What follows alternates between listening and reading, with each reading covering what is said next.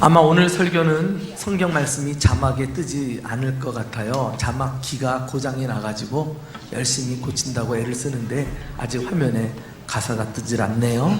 그래서 불가피하게 여러분들이 펴놓은 역대상 16장 말씀을 덮지 말고 계속 펴놓은 상태에서 제가 함께 읽어달라고 부탁하는 말씀을 크게 읽어주시면 되겠어요.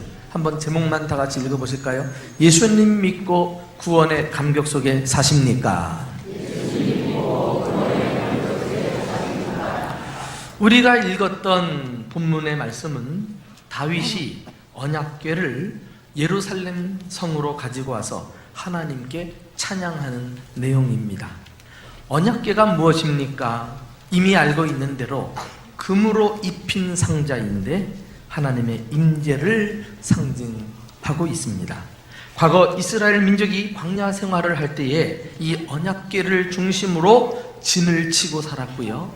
또 언약궤를 앞세워서 행진도 했습니다. 하나님은 언약궤를 보관했던 성막 위에 낮에는 구름 기둥으로 덮으시고 밤에는 불 기둥으로 덮으셔서 이스라엘과 함께 계심을 보여주었습니다. 이후에 가나안에 들어갈 때도 언약궤를 앞세워서 요단강을 가르고 마른 땅같이 통과했지요. 여리고성을 공격할 때도 언약궤를 중심으로 성을 돌고 돌았을 때 이스라엘은 손 하나 되지 않고요, 난공불락과도 같았던 여리고성을 무너뜨렸습니다. 하나님께서 친히 이스라엘을 위해 싸워 주신 것입니다. 이렇게 언약궤와 이스라엘은 뗄래야 뗄 수 없는 밀접한 관계를 맺고 있습니다. 언약궤는 하나님이 이스라엘과 함께 계시고 이스라엘은 하나님의 백성임을 나타내었습니다. 그런데 이렇게 중요한 언약궤가 사울 왕 때에는 무려 70여 년 동안 이스라엘 지역도 아닌 이방의 변방에서 방치되고 있는, 있을 수 없는 일이 벌어졌습니다. 그만 엘리 제사장 때에 블레셋 족속과의 전쟁에서 패하는 바람에 언약궤를 빼앗겨버리고 만 것입니다. 그래서 사울 왕의 뒤를 이어 다윗이 왕이 되면서 가장 먼저 한 일이 무엇인가? 바로 언약궤를 기억해내고 예루살렘으로 그것을 옮겨오는 일이었습니다. 그리고 언약궤가 예루살렘 성 안으로 비로소 들어왔을 때 다윗과 온 백성들은 나팔을 불고 즐거이 환호하며 언약궤를 맞이합니다. 여러분들 기억하시죠? 그때 다윗이 왕의 체면을 무릅쓰고 언약궤 앞에서 허벅지, 속살이 보이도록 춤을 추었던 일화는 너무나 유명합니다. 언약궤가 예루살렘 성으로 들어왔던 그날은 백성들도 왕도 모처럼 마음껏 기뻐할 수 있었습니다. 언약궤가 없는 이스라엘을 상상할 수 있을까요? 그들은 암담한 현실 속에서 침체에 빠져 있었던 백성입니다. 그러나 언약궤가 그들 앞에 나타나기 시작하자 그동안 잃어버렸던 구원의 감격을 다시 찾게 되었습니다. 다윗은 너무나 기쁜 나머지 언약궤를 성막에 모신 후에 하나님께 제사하고 찬양하면서 감사의 기도를 드립니다. 오늘 본문이 바로 그 다윗의 기도 중에 일부분이에요. 마지막에 아주 중요한 내용을 담고 있는 부분인데요. 여러분, 우리가 신앙생활을 오래 하면 오래 할수록 내 신앙이 변치 않고 늘 건강하게 만들어주는 것이 무엇이냐? 그게 바로 구원의 감격이거든요. 그것이 내 신앙에서 빠져나가 버리면 그때부터 신앙생활은 형식화되어 버려요. 소위 매너리즘에 빠져버리고 맙니다. 예배도 형식이죠.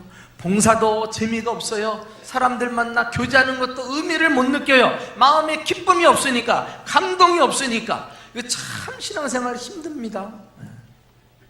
여러분, 혹시 우리가 이렇게 기쁨과 구원의 감격을 잃어버리고 오늘 이 자리에 나와 앉아있는 것은 아닌지요? 여러분은 예수님 믿고 구원의 감격 속에서 살고 계십니까? 오늘 다윗이 그 벅찬 그 기쁨과 감격을 가지고 기도하는 내용을 보면은 어떻게 구원의 감격을 우리가 회복할 수 있는지를 발견하게 됩니다.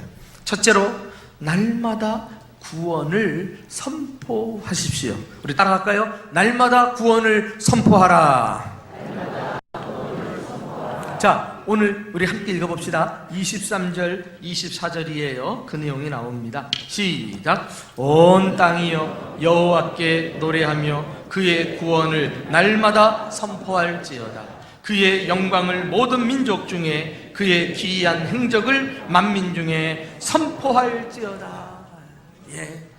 다윗은 너무나 기쁜 나머지 구원의 감격을 가지고 날마다 여호와의 구원을 선포하라. 그렇게 함으로써 계속 그 감격을 잃지 않을 수 있었습니다. 날마다 구원을 선포하려면 내가 어떤 구원을 받았는지 바로 알아야 되죠. 그래야 확신을 가지고 담대하게 다른 사람에게 자랑할 수 있고 전할 수 있지 않겠어요?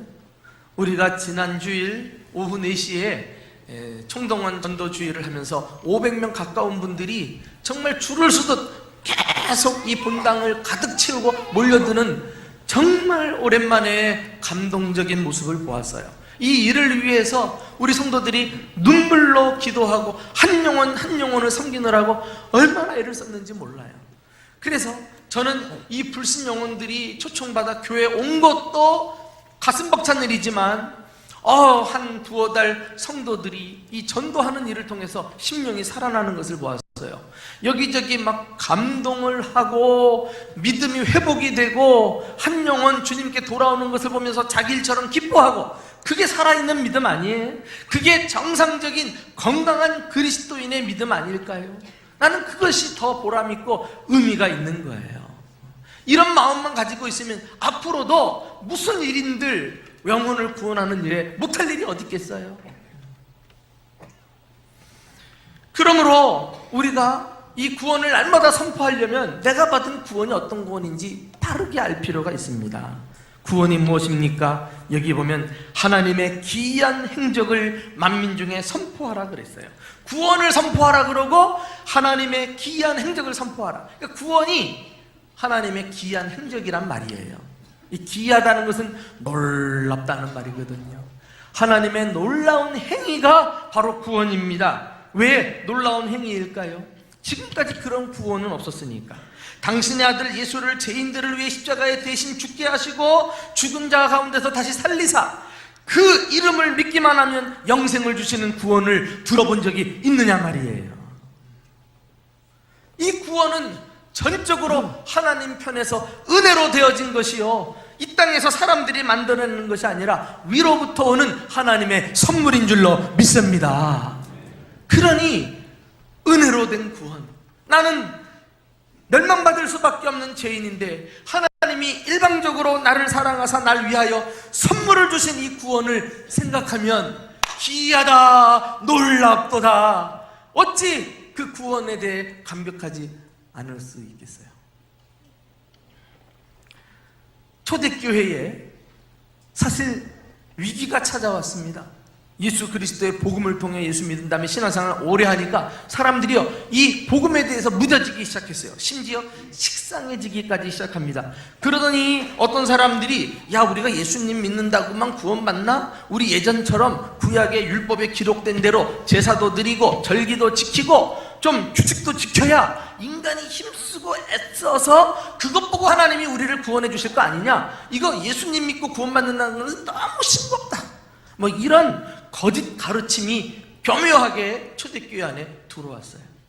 그래서 히브리서 저자가 말이죠, 그 거짓된 가르침에 제동을 걸고 성도들 정신 바짝 차리게 하려고 히브리서 2장 3절에 이렇게 말씀합니다.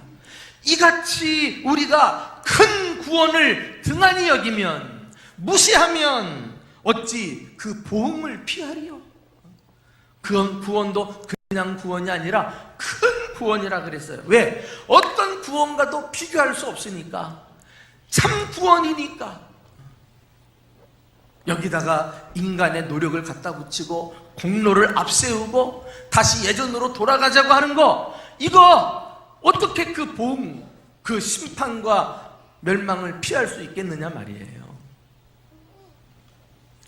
여러분, 오늘 우리는 말씀 후에 성찬예식을 거행합니다.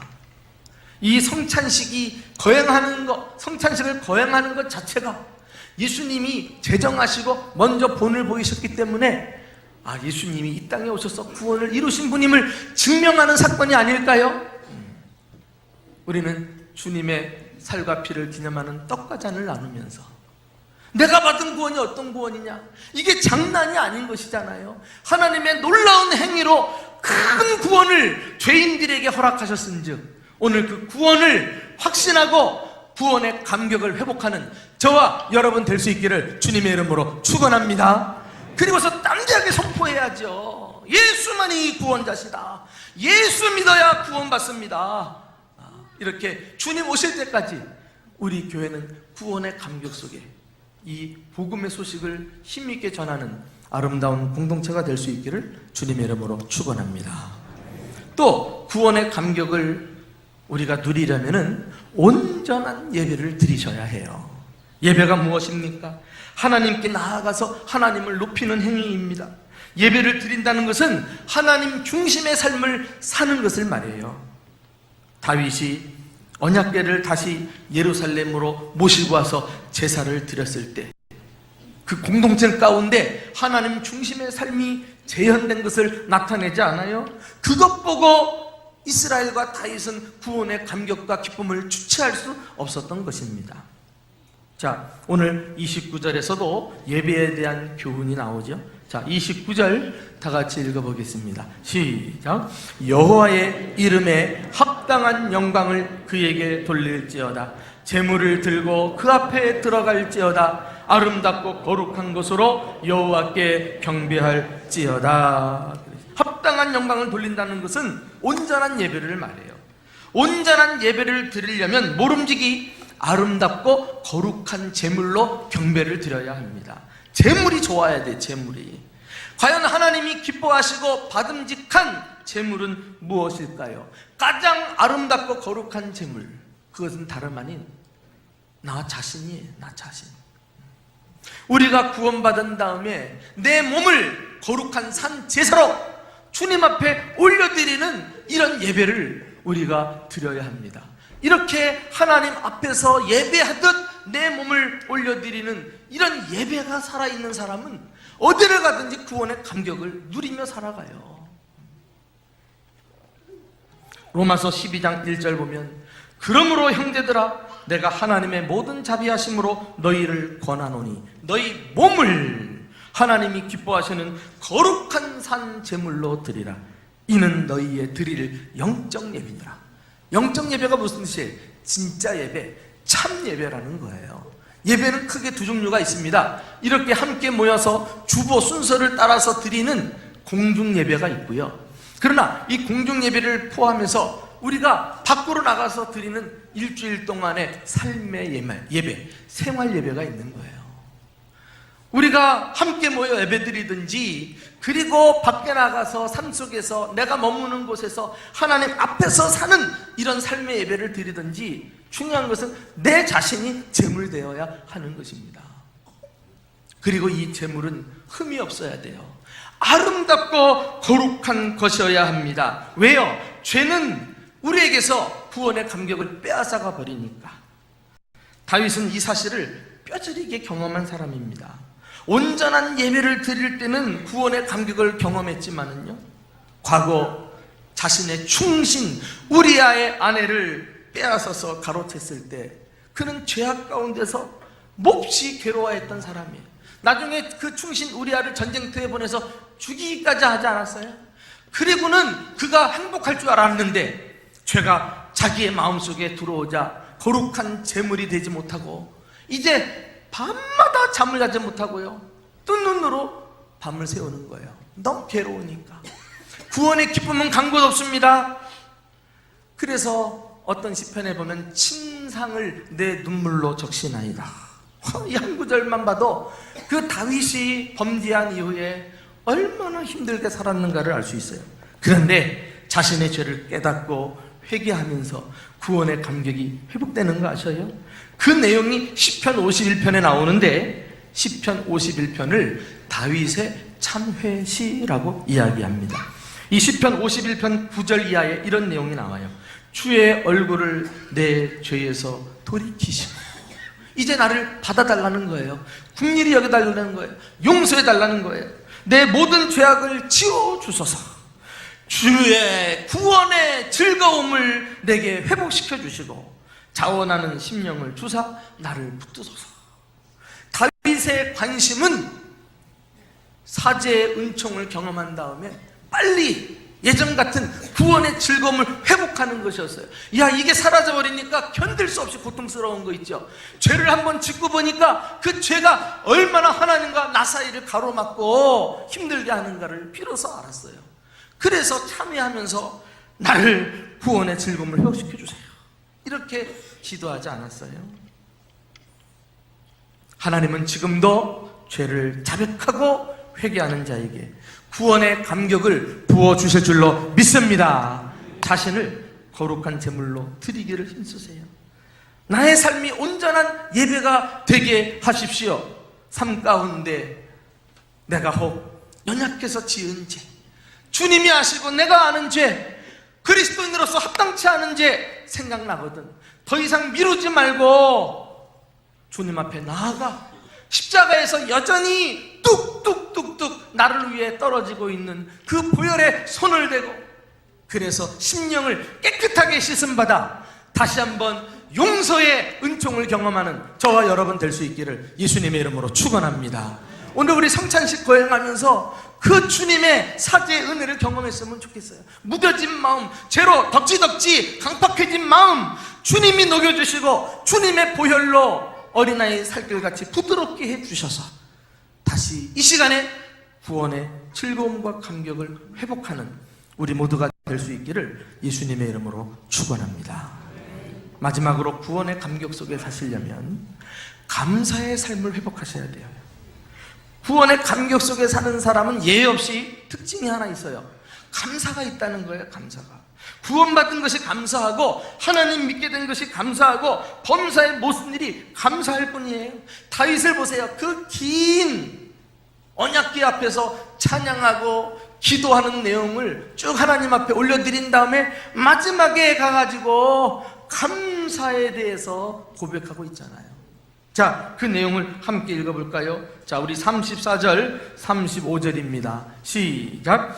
여호와께 감사하라. 그는 선하시며 그의 인자하심이 영원함이로다.